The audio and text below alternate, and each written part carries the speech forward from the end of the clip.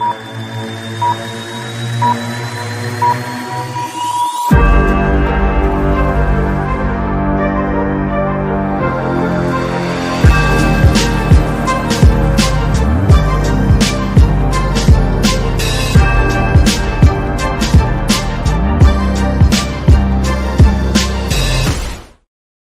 back to the Unstuck movement. I am your host, Rob Z. This platform is to help you get unstuck from any difficult place in your life that you might be going through right now. So I love to bring incredible people on here who have stories of breakthrough, because I find in life it's all about breakthrough. If we find the breakthrough we need, we're going to go to that next level and we're going to get unstuck from that spot. The chains that have been holding us back will be broken off of us.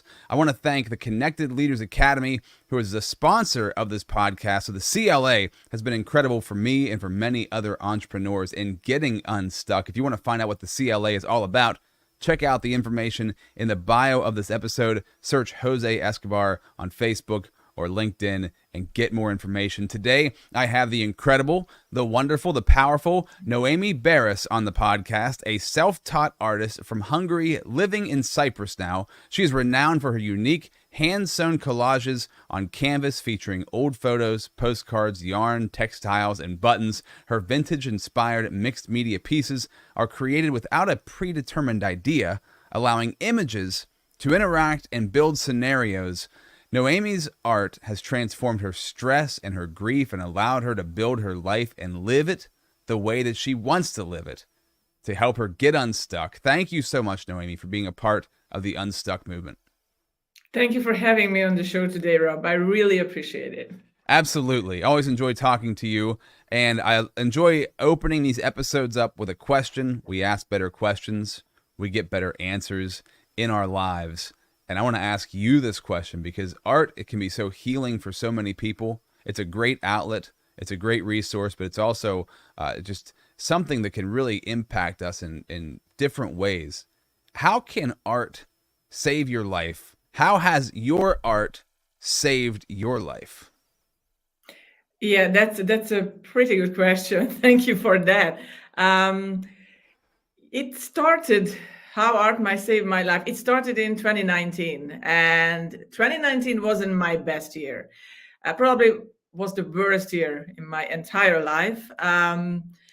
My dad diagnosed with cancer in 2017, and in 2019, in May, he passed away on my son's birthday. And so that was the start of the horrible events that started happening in 2019. Then my grandma passed away due to an accident she suffered. That was just one day before Christmas. That was 2019. So we couldn't really celebrate anything that year with my family. And so this is just went on, and this is just continued. When we were, I was just breathing a little in 2020, January, February, then COVID hit. And we had an online travel related business with my husband from 2007. So it was a long running business, and we're working hard in it. But because it was travel related, it basically disappeared from one day to another because of COVID, and the whole travel industry suffered. So yeah, and I was just thinking, and it's like, okay, what else can come? I mean, what else can happen in this life? I mean, all these bad things happening to me, what's going on? Plus, I mean, my son was at home, and we had to basically online school him, homeschool him because of COVID. Mm-hmm. We had to restart a completely new business from scratch, getting customers. So there was a lot going on. And I'm an artist. I was always an artistic type. I'm a self-taught artist, as you said. So I turned to art. It's like, okay, what else should I do? Because this is, if I'm not doing something, I'm probably going crazy So, and I couldn't get any supply back there during COVID time because everything was closed, shop was closed. So I started to use my old collages and I started to repurpose them. So I took them apart and I started to work on them. And I had these ideas, how should I, what should I do with them? So every evening after work, after looking for new clients and building up a new business, I went into my room, I put on my, my headset. I was listening to audiobooks, self-help, fiction, non-fiction, whatever. And I started to work on these collages every single night. I was working on them, and that was so calming and so like such a meditative practice that I felt like I should tell this to people, because art can save your life. Art can really save your mental health, and it just helps with so many things in life. We won't even imagine it, and you don't even have to be an artist in order to do that. You just sit down and you crochet, or you draw something, or you paint something, and you don't need to have an exhibition after that. You just do it for yourself, for your own sake. You distance and you detach from the pain, and I think that's the beautiful part of it. You're just in a different world. Yeah. What was, when you were doing your collages and creating collages, I find this interesting because, scrapbooking has been something that's been very popular. People like putting together the history of their lives and their families' lives. And you can totally see how putting those connections together, spending the time, involving yourself in something that's meaningful to you, but also is creating something beautiful, and bringing, I picture it also like bringing stories together will be incredibly healing, which is one of the points of this platform. I want people to tell their stories, because telling your story is a healing journey. It helps you to heal from things and helps you to process things. What were you putting into the collages that you were making? Was it personal stuff? Was it just random stuff? Like, how did you get into the process of doing it? And when did you notice that it started like changing you? So it would have a lot of questions there. Yeah. How about we start with one question? Yes, please. What were the collages? Like, what were you putting in the collages? So I didn't use words. I use pictures, and I use postcards. I use yarn. I use textile. The pictures I usually use, or postcards, these are from my childhood or from my family's memory. And most of them, I just found them online, like at home. And I asked my mom, like, who are these people? And sometimes she knows, sometimes she doesn't. And so I incorporate my family's history into every and each collage. Or for example, my dad took a picture in Berlin, in Germany, I don't know, in 70 something. So I took that picture and I just incorporated it. It just comes to me. It's really hard to tell. And I have this little book, like idea book. So when I have a collage in my head, I will forget about it. So I just, jot it down. It's like, okay, I use this picture and that and this. And so I just put things together. Things are just coming to me. It's not intentional. It's just like your subconscious is working in mysterious ways, and it just comes to me how to put these things together. I just have these ideas, or when I see something, it inspires me. And I'm a walker, so I walk a lot in Cyprus. So I take a lot of pictures, and like the Mediterranean lifestyle, the sea, anything, nature, everything inspires me. So I incorporate everything I see, feel, sense in, on these canvases. Where do you put these canvases at? Where do you put your collages? Behind me, sometimes. For example, this is one of them. And turns out that was actually, there's a tiny picture in the middle. That turns out that was my dad's godmother, who was like a little girl in that picture. And I didn't know that. My mom told me, it's like, do you know who she's? Like, I have no idea. It's like, yeah. So I put them on the wall, and I had a couple of exhibitions before COVID. These are group exhibitions mostly. There were one in Italy, Cyprus. I had installations as well with other artists in town, like locally here in Cyprus. So I was in the art scene before. I'm not really in the art scene anymore, but I would love to. My goal is to have a solo exhibition with all of these, personal collages that I don't really want to sell. So my purpose is not to sell, just to show my work to the world, because these are really personal, like with the pictures and everything. I wouldn't really want to sell them, and also would love to have kind of a coffee table book with all of my collages nicely, photographed. And I would love to tell the story of each and every collage, because each and every collage has a story behind it. Like every podcast episode, every podcast show has we all share a story. These collages share a story too. Yeah. What was like the beginning of you deciding to do this, and how did you start to change as you began to do it? Like, how did things start to shift? You noticed that you were, putting these collages together, pulling old pictures out. What started to change in you as it was happening? What did you notice?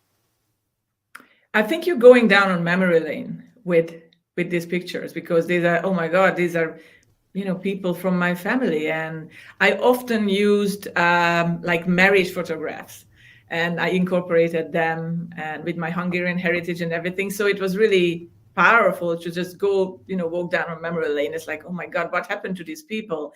And how it shifted me, it definitely helped mindfulness, helped my self-esteem. I became calmer, more collected. I had more patience with my family, with my, with everyone, with my clients, and you just feel so much calmer.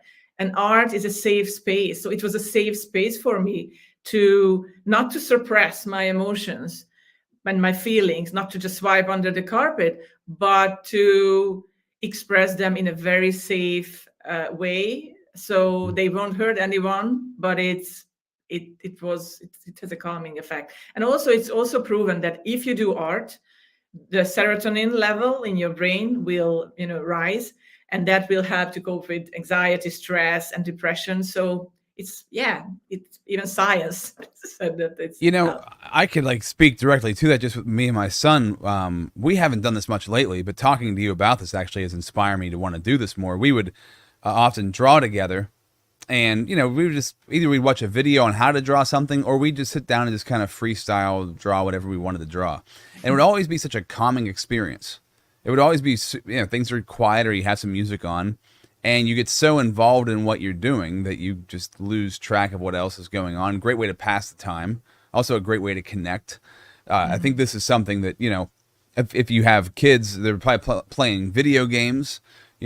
Video games can be connecting, but not in the way they're not relaxing or calming the way that art is. And just spending that time getting your creativity out, because art is truly a creative process that you're creating all on your own. Nobody's really helping you along with it. You're figuring it out yourself, which I think is just a magical thing to do with yourself or anybody in your life.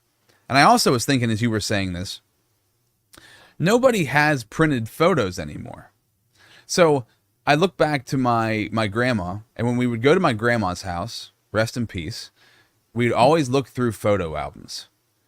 We'd look through the same photo albums over and over and over again, the same pictures, the same stories, but there was something really special about it. There was something moving and touching about it, and it brought all of us together. Everybody sharing stories, talking about things that happened in the past. And on the back of each picture, she'd have like a little story of like what was happening in that photo. And so what you're saying makes me think like what we need to, how many of us have thousands of photos on our phone? I know I do. Yeah. I haven't even looked at them. Same here. Yeah, right. Like, I haven't looked at them in forever. Or I've looked at some of them, but not all of them. They're not even categorized. Like to go and print some of these pictures off and sit through, look at them, put them into albums or make them into a collage or scrapbook, those sorts of things. There's so much to that. Like doing that as a family or just doing that to reminisce on the past, or like you said, I mean, just to do it for enjoyment. And there's like a healing process that comes along with that. You're inspiring me to want to do something like that, because I know that's powerful. And I know what that did for me as a kid at my grandma's house, looking through her albums and things like that. Absolutely. Yeah. It's so powerful. And I remember those albums that you were talking about. Like my mom was visited Canada. I don't know, was it 86? And I don't know how many times I watched these, photos from Canada in Toronto. And it was like, wow. And I still remember those pictures. And when we get home back to Hungary to see my mom, I showed it to my son. It's like, what are these things? They don't see pictures, as you said, photos anymore. But there's also other ways to make collages. Like they can help you to cope with life, and as you can improve your self-esteem and promote mindfulness. And there's good things that you can do. I'm doing actually like a course on it. I mentioned that to you in the green room before, and in my non-existent free time, that I'm doing this course on positive psychology and art therapy. And there's an exercise called strength collage, and it's like, wow, it's like immediately I was fascinated by it. So basically what you do is you go to this website. It's called VIA strength.org. And there are different options that you can do some assessments there. And you can find out your 20, how many there's like, I have to cheat a bit here. I think 25 strength, different categories there. And you will find your top 5 strength. based on this, assessment. And then you finish with this assessment, you pick you have your top 5 strengths, and then all you have to do is just to find magazines if you have them, because we don't read magazines anymore. We do everything online. But if you still have a couple of those at home, that's good. Or you print out a couple of pages or pictures, whatever, from online, and then you find pictures that symbolize your strength, and you put them in a collage, on a collage. And then when you finished it, you put it somewhere in your office or something that you can see them every day. So when you lose hope, or your self-esteem is low, or your mood is low, or you feel blue or whatever, you just check out that collage, because that will collect all your strength you have in yourself and just build up your self-esteem again. So I think this is a great exercise, and that's not like the artistic type, but it's kind of therapeutic to do that. Well, it sounds, that's what a vision board is too, right? Like a vision board would be a collage. Not from what you're saying, but I'm thinking like if you make a vision board, that's a collage of like what you want your life to be. Yeah. And so thinking of things in that way, that helps to reframe, right? That is art, but that's also constructive. It's productive. It's healing. It's visionary. It's so many different things in one. That helped me, actually, you saying that helped me to piece together like why these things make so much sense as to why they work so well. Because you're putting together parts of your life that you maybe have not put together outside of your situation. So I got to jump into the sponsor, Jose Escobar and the Connected Leaders Academy, an amazing group of entrepreneurs that have changed my life, will dramatically change yours as well. So I want you to find out more about the Connected Leaders Academy. But Noemi, I also, when we come back, I want to know more about what you're doing now. How did Podcast Connections come out of your collage making? How did this take a business failure into business success? Because I think that's a fascinating part that people would not expect to have happen from you creating collages. We're going to talk about that in just a second.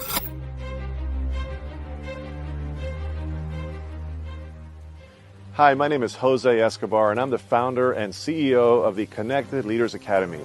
We're a growing tribe, a community of entrepreneurs all over the world, globally, all across the country, high performers, titans of industry. If you're an entrepreneur and you're looking to grow personally and professionally, scale your influence, develop your skill sets, move the needle in your business, more clients, more money, more profit, the bottom line, and of course, grow your circle and your network like never before, this is where you want to be. Join the Connected Leaders Academy today. We are scaling massively. We want to welcome you in. Check me out on Instagram and on Facebook, the @ JAESCO25. We look forward to having you join us. Take care.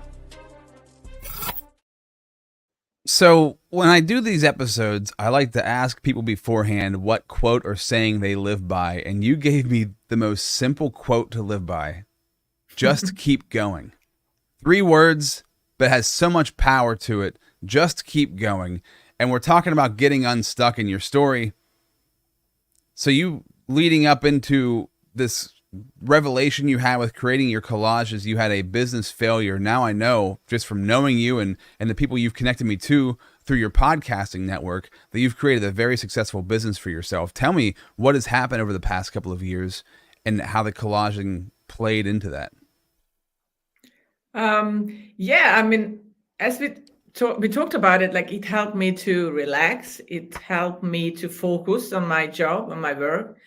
Like getting up next day, I was more refreshed because I was relaxed. It was kind of a meditation for me. So it definitely has a connection between serving your clients right and you be more patient with them and just having more energy to work in your business. And the Podcast Connections was born out of, as I said, COVID. So that's how we started. And luckily we had a Irish mentor because we used to live in Ireland before Cyprus. And so we had an Irish mentor and he helped us basically to get into the podcasting world. Podcasting was booming, started to boom in 2020. Like everyone had a podcast, or if they didn't have one, they started one. So yeah, that gave the idea, let's start a podcast booking agency. I mean, to be honest with you, Rob, I didn't even listen to podcasts before 2020. I didn't even know really about them. I was in a different space. I was in a different niche. I was in the travel world. I was travel blogging. So I had nothing to do with it.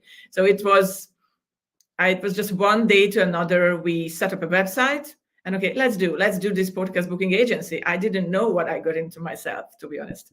So that was it. And so we started to reach out to female e-commerce entrepreneurs. And that's how we started to build up our business.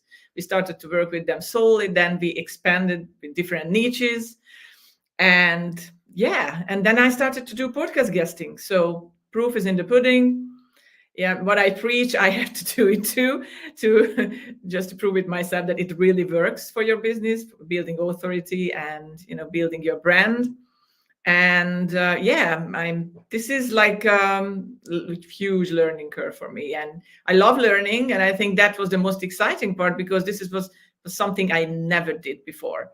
So there was something so new about it that I really enjoyed it. And sometimes there's so many bad things happen because of COVID, and people died and lost money and house and everything. And but then for me, it was like I was like reborn and just found myself in this whole new different world of podcasting. Yeah, and talking about the name of this episode, how art can save your life. Podcasting is an art form. Conversations are an art form. I mean, there's so many benefits. So when you hear somebody saying they want to start a podcast, usually it's because it's to improve their business, or it's to get maybe a book that they wrote out to more people, or they want to be on podcasts, they can promote the thing they're doing. But the things you learn the most that I don't hear enough people talking about are you learn how to listen. Number one, if you're going to have a podcast, you got to be able to listen. You got to be able to engage and know how to communicate with people better. You learn a lot about yourself, about how you look, how you sound, learning how to kind of be okay with you. That's one of the biggest things that I hear when I'm talking to people about it is they don't like the way they look. They don't like the way they sound. That drives them crazy. It's like, well, these are things that everybody in your life already knows about you. It's just you are finding out. So that self-awareness comes into like full scope whenever you're doing something like this. And it's really powerful and a really helpful process for people. So it can make your life a whole lot better, make you much more self-aware. And also, I mean, the other benefits of just it helps you become an expert at what you do. And taking it back to the art form, having a well-crafted conversation where you're actually getting somewhere and both people feel like they're communicating effectively and properly and getting their message across is a lost art form in our society, unfortunately. So I think that you finding this breakthrough that you had through making your collages led you into another form of art that's probably providing more breakthroughs for you and other people, plus the connections and the networking that comes out of podcasting is just incredible. What are some of the things over the past couple of years? I'm curious from your end of you help people get connected to great podcasts and get on great shows. What have you learned about people? What have you learned about yourself through the process of running podcast connections? What I learned about people, yeah, I love this question. That I still have hope in this society and in the world, because sometimes I felt I'm just losing all my hope in everything. But then I met so many incredible people worldwide, US, Canada, UK, like all over Europe and all over the world, that like it really helped me to understand that there are so many interesting, fascinating, and valuable people out there. And yeah, and what I learned about myself is that I love connecting. I love talking. I knew that about myself, obviously, since I was a kid. But I really enjoy connecting with people, and I enjoy listening to their stories. And the more open and the more vulnerable they are, those are the best stories. And it's funny because sometimes I wouldn't tell this story to anyone, like what happened to me, like step by step, and it was awful, and I was just sitting in the bed and making collage, because some people would say it's like, oh my God, that's so sad or something. And then I go on a podcast and I tell the world that like what I was doing. But I hope that this helps people to cope with their own problem. And also, so about myself, that I can do things that I never imagined I can do, or I can talk on podcasts, or I can help people sharing my knowledge. And that, like, yeah, I can watch back my videos because I don't feel cringe when I watch it. It's like, oh my God, my accent, my everything. And yeah, you just have to get used to it. Nothing's perfect and no one's perfect. You just have to go with it. Yeah, it helps you to embrace you, like who you actually are. So true. Yeah, I think absolutely. it's an amazing piece of the puzzle that we don't talk about enough when it comes to any form of content creation, podcasting, and things like that. Plus, you're connecting great people together. You brought great people into my life. So I really appreciate what you do, because you find valuable people who really have a story to tell, have a message to share, and help them connect to the right platforms to do that. As we come towards the end of this, I think it's really an interesting story in the fact that it's oftentimes the things you would least expect in life take us to places that we need to get to. And I would imagine that you would feel that way about collage making, because that seems totally unconnected from the business end of your life to, creating this podcasting network, but now going into taking the thing that created such a change for you in your life, making these collages and bringing that into the world to help people go through that process. How do people get in touch with you? How do they get in contact with you if they want to know more about that and you can help them take them on that journey?